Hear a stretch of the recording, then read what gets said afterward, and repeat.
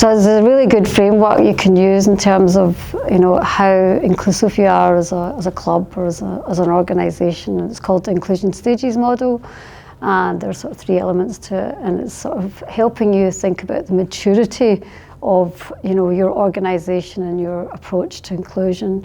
And so the first step to that is inclusion in terms of your compliance.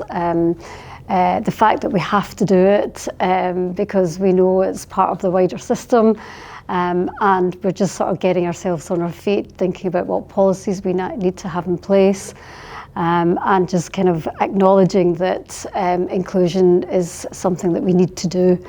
The second part of the model is around seeing it as our responsibility. So it's more about our obligation to do something, and thinking about how we might want to engage with wider communities, thinking about participation, how do we increase participation of people in our sport. And then the third stage of the model is inclusion and how we make it part of our strategy. So it's embedded in what we do, it's part of our governance, it's part of the decision making.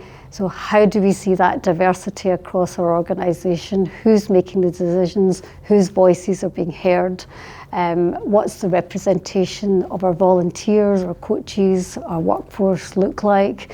And if we've got that voice at that level, that really helps us to change as organisations, because the more diversity of perspective we have, the better we can grow as organisations in terms of our understanding of inclusion and belonging.